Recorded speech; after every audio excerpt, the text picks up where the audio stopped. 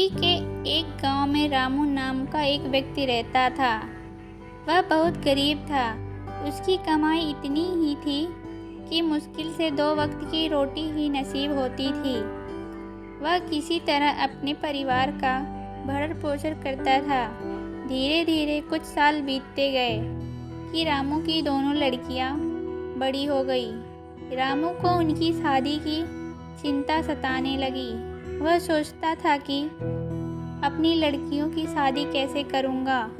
मेरे पास पैसे भी नहीं है और मेरी कमाई भी इतनी ही है कि 2 वक्त की रोटी ही नसीब है। एक दिन रामू अपनी पत्नी से कहता है कि हमारे पास पैसे नहीं हैं कि हम अपनी लड़कियों की शादी अच्छे से कर सके। हमारे पास इस घर के अलावा कुछ नहीं है।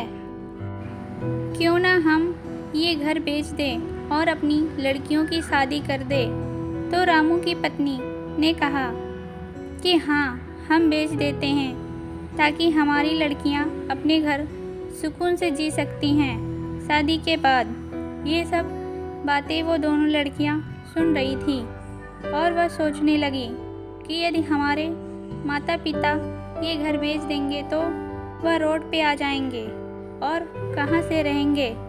ऐसे तो 2 वक्त की रोटी तो सुकून से खा लेते हैं। अगर हम इस दुनिया में ही ना रहेंगे तो हमारे माता पिता को ये घर नहीं बेचना पड़ेगा। वो दोनों इतना कहकर गांव के तालाब में डूबने चली गईं। तालाब में चुड़ैल रहती थी। वो दोनों हर किसी परेशान की मदद करती थी।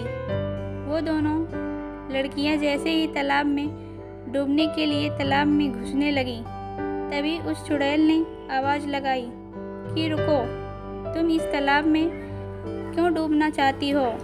वो दोनों लड़कियां कहने लगी कि हमारे माता पिता बहुत गरीब हैं। वो हमारी शादी की वजह से घर बेचना चाहते हैं, इसलिए हम दोनों यहाँ मरने आई हैं।